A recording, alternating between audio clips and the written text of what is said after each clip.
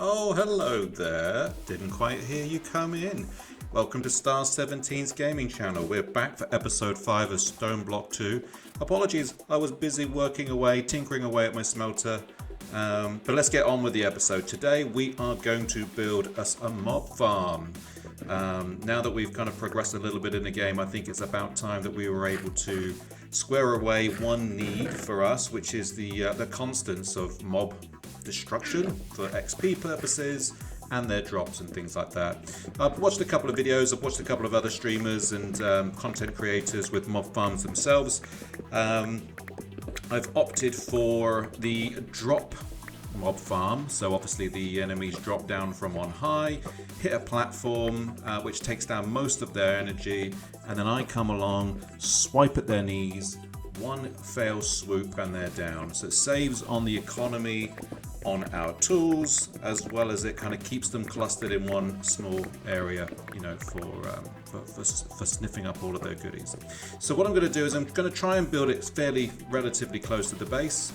And if I bang out, I guess, you know, 10 by 10 by 10 blocks this way, I think that's relatively close enough. But then after I did what I did, I realized that I might have gone just that little bit too far away for the mobs to be automatically spawning in whilst I'm tinkering around at the base area. So we'll see how it goes. Maybe I need to reconstruct this in a future episode, but we'll see how we do with this today.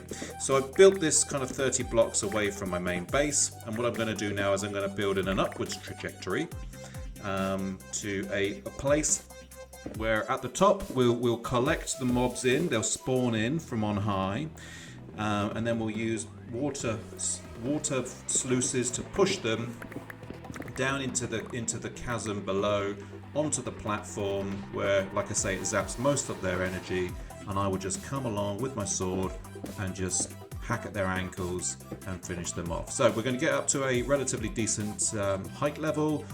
Just for the interest of kind of building at the moment, I'm just going to build myself a little entryway up and down, just as I'm going to need to move a few materials up and down, and probably this might come in handy for the future as well if I need to come up here and check out what's going on, or if I need to kind of almost help the mobs to spawn in by hanging around up here. I've got an area where I can travel about and it's not all completely locked and closed down, but we'll just go over to here now.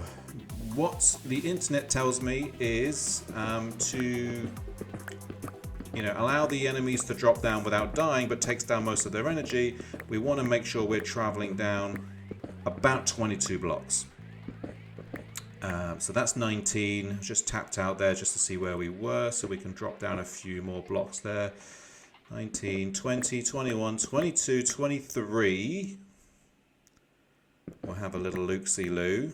Oh, not quite at base level. One more to go. So 24 down to base level. So I just must remember to build the platform 2 or 3 blocks high off the ground plate there to benefit from their energy dips as they come down. Okay, so we're going to need to get some ladders and a door there. So let's build ourselves a few doors with some wood planks here. Wood obviously is in abundance now that we have our automated, well, it's not really automated, but our process for generating kind of trees in and hacking them down as we go. We'll also build in a bunch of ladders as well, so we can travel up and down into that area. And like I say, we need to check it out as we go, because there's any shenanigans going on, we have the opportunity to get in there. So we'll take a bunch of sticks, we'll turn them into ladders, and we'll go over here, we'll add the door in, just in case for some unbeknown reason they decide that they want to try and travel their way down and into the base. I'm able to block them off at least with a little bit of a door here. And then our ladders obviously to get up and down. So let me just speed us to the very tippy top to carry on with this video.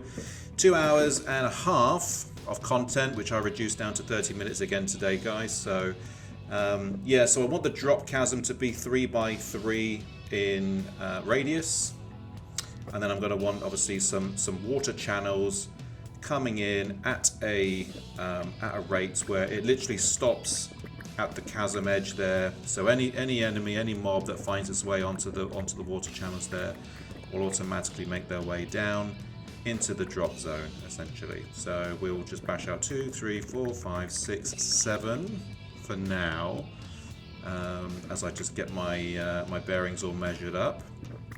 And then we'll make this a nice kind of open area here so that they can all spawn in.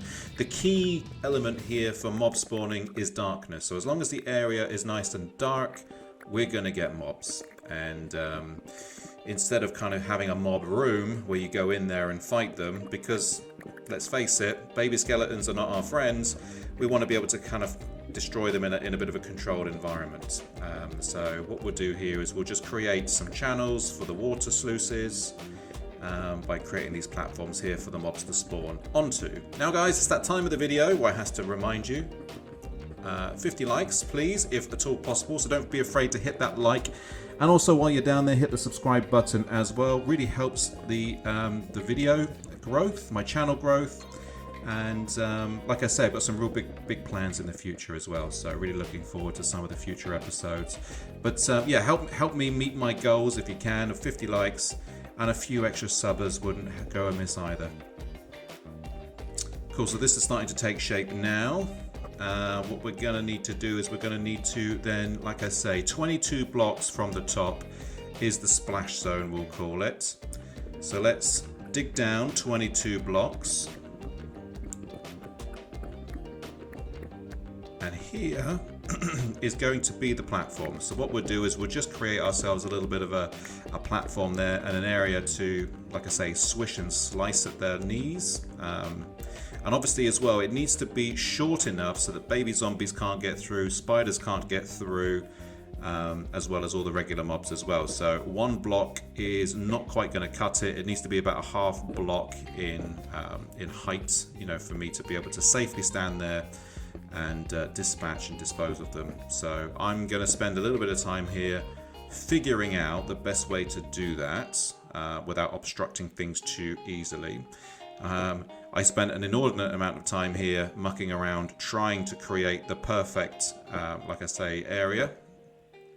And I think this is where I ended up, this is where I landed up. It's not perfect, I need to tweak it as we go, I think, but yeah, this is where we got to really. So a couple of half slab blocks, up and down. I also want access up and down the ladder there as well, so I'll probably keep that open in just a few moments and open that part back up again. But little half block here, I think that kind of serves its purpose a little bit. What we'll do then is just pop back upstairs again, because what we'll need to do is start the waterways and remove all of the torches. We've got ourselves some baddies already. A compressed creeper. Now we remember from the last episode what compressed beasties do, yeah, well, crikey, there's a few of them in here, so we've got a bit of a scrap on our hands. Let's dispatch of these baddies here. Hopefully they don't destroy me in the process. I'll run away just for a few minutes to get some health back. We've just lost a bunch of hearts there. Already this is not looking great. I should have thought about this before running away and putting enough torches up there to stop these guys from spawning in early. But now I've made my bed, I have to sleep in it. Let's see if we can take down this skeleton without him taking me down. Good, we've got 1.5 hearts left. Let's regen a little bit. Already we're getting some drops from them. So the mob farm is starting to do its job by spawning in things in the dark, even though it's not that dark up there. So it kind of feels a bit promising for now. Gives me a little taste of what's to come. But we also need to finish this area too. Especially now that we're seeing mobs up there, they can drop down at any time. Obviously without the water though, that's not completely possible for them yet. That compressed creeper is creeping me out, thinking about it and going back up there again. So let's hope that he doesn't cause us any mischief or break anything up here. Because that would be an absolute nightmare. If we get a creeper up here that already starts to create mess of the things that we've created, that would be a nightmare. I'd have to restart and start again. So let's just pop back. Oh, hello, there's another skeleton right at the top. And there's that creeper, and he popped. He did pop. I wonder how much mess he's made, but oh, by the looks of things, he's just destroyed the area that I need to destroy anyway, so that's not terrible. I'm down to a half heart now. Oh, and we've been shot by a baby skeleton from on top. He definitely had the high ground on us that time. Let's respawn in. Let's take care of this baby skeleton. It's wowsing about on the steps. I got revenge on him. That's great. Back to the top here, and for some reason I've chosen to fight with a ladder instead of a sword. There's a loot drop over there. We're going to want that. Let's run away though, because they're starting to take possession of that area up there. We're getting a little bit of XP. I can see a few droppies in there, and that's going to be a problem. How do we get them drops safely to us without breaking in and breaking out again? Let's have a look what's inside these drops here. So we've got a wooden chest transporter and a slime ball. Okay, interesting loot, we'll take it. And in the other one we've got 3 eggs, very good, and an ocelot bait. I wonder if later on I can do something with these eggs with the roost and get some chickens on the go. Let's get back up here and still try and clean up our mess that they've made. Fix that ladder eventually as well, but I need to get enough light up here. Okay, we've got a few skellies, a few baby skellies. We hate them. We absolutely hate them. We've had a death so far. No, have we had a death yet? I can't recall if we have. I think we have. Yeah, 1 death so far on top of the ones that we've had from previous episode. We've got a baby skeleton on the steps, and he's done us deep again. So we'll just pop our little death marker there, and there's that goggly-eyed skeleton. Baby edition, slice him, because he's not doing us any damage there at the moment. And let's see if we can get up there and clean up our mess. So that's 2 deaths this episode. Latest death and old death, that's right. I think that brings our tally of deaths up to 5 so far for this playthrough. See if we can remember that number, Star17. So 5 deaths. I wonder what it will be at the end. I'll try and keep track for Jarls. And certainly try and make sure that we video most, if not all of them. Okay, so we've still got some baddies up here. God dang, I remember when I made this, I cursed myself for not putting enough torches up there and lighting the area up. Make this be a tool tip for you all. A tall tip for you all. A top tip for you all. Light the area before you run away and start grabbing buckets of water and other materials for your build. Put enough torches up there so that you're not having to deal with this mess as you go back up again. So luckily for us though, we've got the the torch launcher. Let's use this as a lighting, a projected lighting system. There's a spider coming in. Oh, we can hit him with the we can hit him with the torches. It's not doing a great deal of damage, but maybe enough to knock him down. Now we're going to need to use our sword and finish the job that way. Take that, Spideroni. Okay, we've got 2.5 hearts left. Do we dare go in there and see what's left? I can still see some mobs in there. But we went in, I've cleared up the area, we got right down to 1/2 heart, but now I'm lighting up with torches.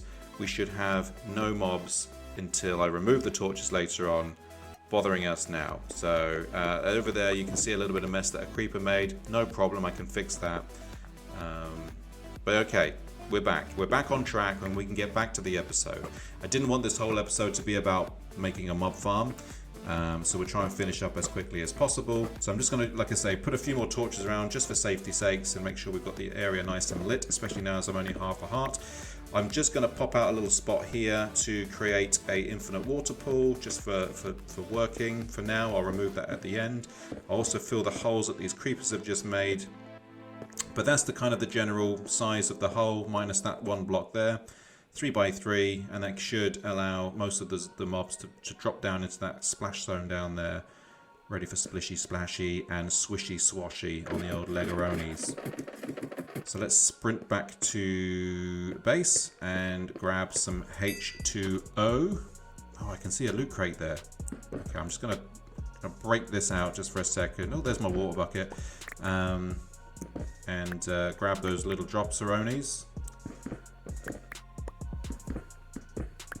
Some Inferium there, I can see. Okay, back up we go with the water bucket. Let's go to our infinite water pool here, and we'll grab another one. We'll just drop it in there. Okay, so I've realized that in order for water to kind of reach its edge without dropping down, we want to be at 8 blocks to the edge there. So I've just knocked it out one more spot, and then we'll pop one bucket of water in from the middle and the 2 outside spots there, and like you can see there, it brings us right to the edge there, and it doesn't send water down into the splash zone. So we'll replicate that on the right and the left hand side of the room here, and I think after that we should be in a good spot to take away our torches and run away and let the mob spawning commence. I say we'll put one there, we'll put one on this side as well.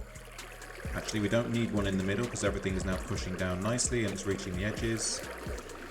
And like I say, yeah, the objective is that the mobs spawn up on these kind of platform areas here, and then they make their way down to the splash, or into the sluice spots, and then the water will push them down, and we'll greet them at the bottom with a nice shiny blade. Cool, excellent. There we go. So we are on track now. I just need to fill that hole there. Sorry, fill the infinite water pool back up again with stone, so we don't have that there. Obviously, mobs don't spawn on water, so that needs to go away. And yeah, remove the torches, remove that one block there, close the door, and hope for the best.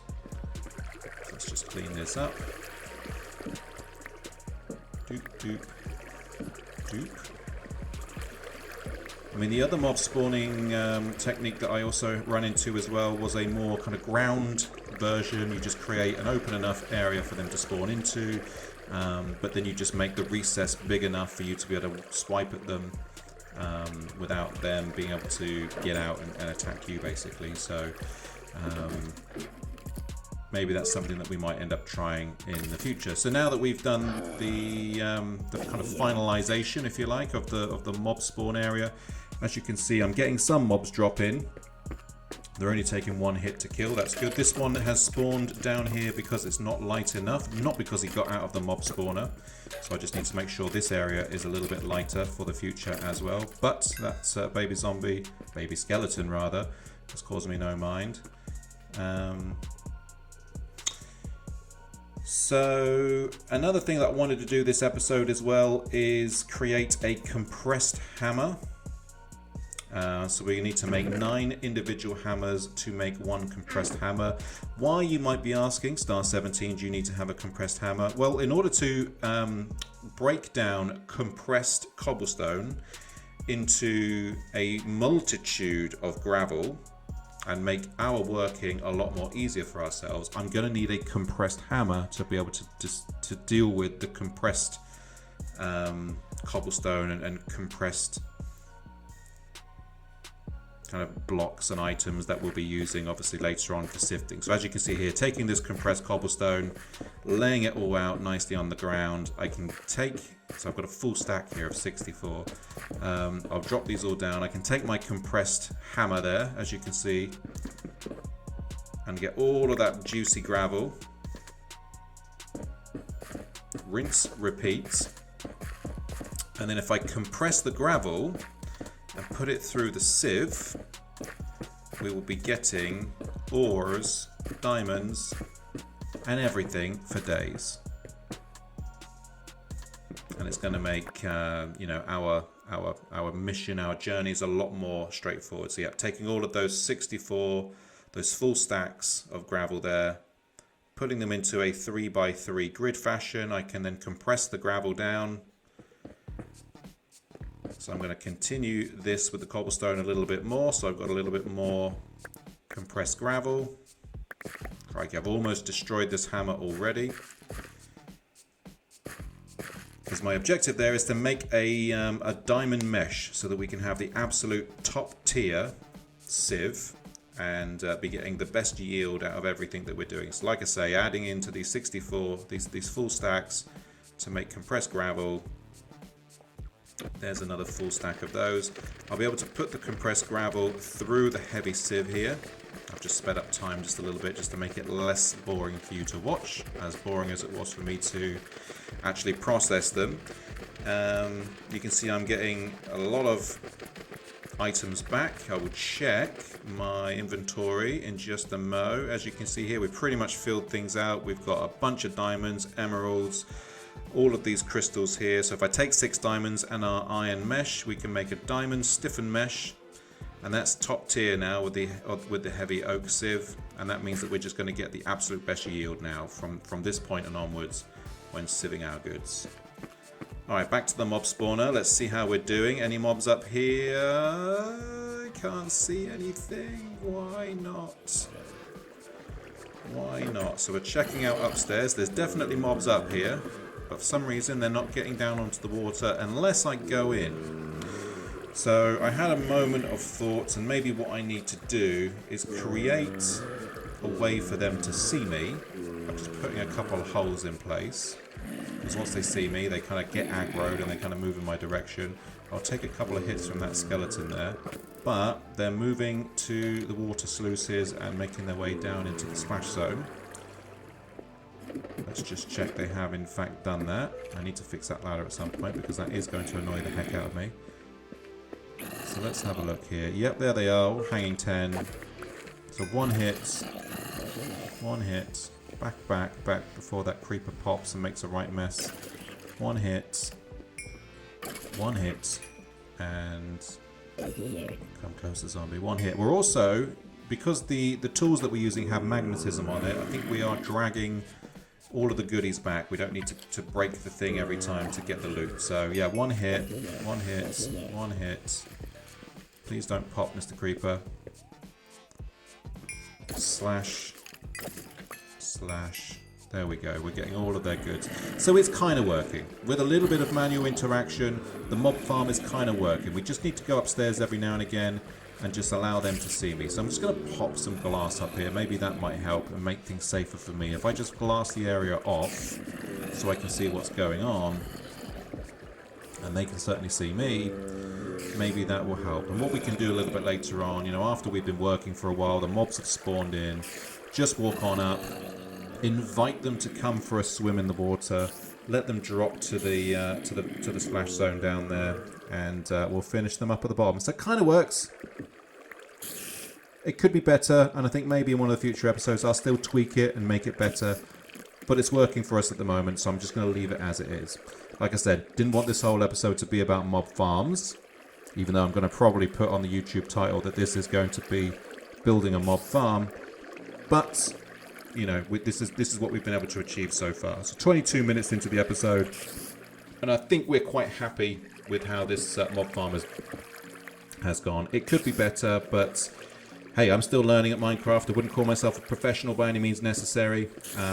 These mods help me learn a lot more about how the game mechanics work, and obviously how to make it work better for me as well. So now we've got a nice healthy amount of mobs up there to slash away. Oh, we're getting some loot crates now as well. We're getting the Inferium. We're getting some flesh, some rotten flesh. We're just loving this. We're just swiping and slashing. We've got our XP up to level 14, which isn't bad because we've died a couple of times today. And I don't know if you've noticed, but I have been running out of food. So this rotten flesh acts as a wonderful food source. I think I mentioned it in the last episode. So we're going to hang that up, get that all nicely dried out into monster jerky, and nom ourselves to content. I'm going to use the rest of these drying racks up here as an area to keep our tools as well. So there's our chisel that can go up. What else have we got here? Our hammer. It's hammer time. So we've got a couple of quests to do as well. I want to do this one here, make some netherrack. Now this took absolutely ages. I need to make enough lava to add a block, not a block, but a piece of redstone into, and that created netherrack. I had to do that 16 times. So waiting for the lava to process 16 times took forever. So I've sped that all up for you, and in a second you'll see the final outcome of all of that. That took a good 45 minutes in all. I could have made it easier for myself as well. Popping it back up to the mob farm. As you can see, things are spawning, which is great, but they're not reacting now because I'm behind the glass. So what I think I need to do is make a real life hole. All of a sudden they can see my smiling face from behind it, and I'll lure them out that way. We still got a lot of safety and protection here. Hello, Mr. Spider. How about you come and see us? There we go. Down he pops. Nope, he's managed to get himself stuck up there. Oh well. Nearly got him. And you over there, Mr. Zombie, let's make another one block hole so you can see us, and we'll see you at the bottom. Take care now, bye. Swishy swipe, swishy swipe. Oh, we got a green loot crate that time. And I will enjoy all of your juicy rotten flesh for myself. I think what we're going to do in this episode as well, we're going to upgrade the cobblestone generator. Now that I am processing these materials like a son of a gun, we will grab some iron, we'll put it around the outside of the cobblestone generator, we'll turn that to tier 2. That's also another quest completed. So that's great. Processed some more gravel with our diamond stiffened mesh. Look at it go. I have sped things up a little bit for you, but we are processing now big style, and all of our yields are going to be as good as they can possibly be. All of a sudden my inventory's full, everything is everywhere. So as you can see here, absolutely full to the brim of stuff. 16 diamonds I can see there, 14 emeralds. I'm going to spend a bit of time, not on stream, but off stream, processing all of this stuff. I'm also going to turn the iron cobblestone generator into a diamond cobblestone generator. That's tier 3. So we're going to be making some cobblestone at a ridiculous level. As you can see there, 1, 2, 3, it's going up pretty quickly. Like I said, also, yeah, we need bunches and bunches of lava to finish off this netherrack.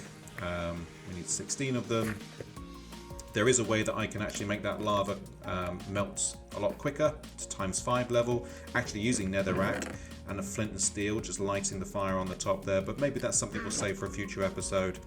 So let's close off some of the quests that we've completed here then. So we've got cobblestone generator tier 2 that we can put in our thing for. We also got this one complete as well, 16 netherracks, gives us a biome marker. I'm going to need to do some research and figure out exactly what that means, but as far as I'm aware, there is no nether dimension on this game that you create with obsidian, so maybe this has something to do with it. I'll do some research, like I said, for a future episode. Cobblestone tier 2, let's hit the go button on that one. What do we get? Bruh. A demonically gargantuan drum. Fantastic, I think. Tier 3, let's hit the button on this one. 2 times diamond tier on a barrel.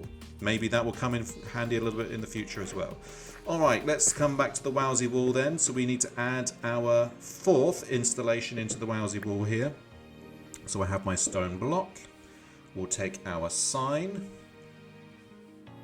Let's today pay homage to James Lee 85. James Lee 85 has a Twitch channel, also has a YouTube channel as well. Primarily is doing a lot of Final Fantasy content at the moment, is an in real life friend of mine and has been spending some time on my channel, so it's time to pay homage to him as well. So James Lee 85, welcome to the WOWSE wall. Welcome everybody to the end of this episode as well. So hopefully I've given you some good stuff to look at this time around. We've made our mob farm. We've completed a few quests. We are progressing nicely in the game. I'm Star17. Thank you for watching. Guys, help me get 50 likes. Also, don't forget to hit the subscribe button at the bottom here.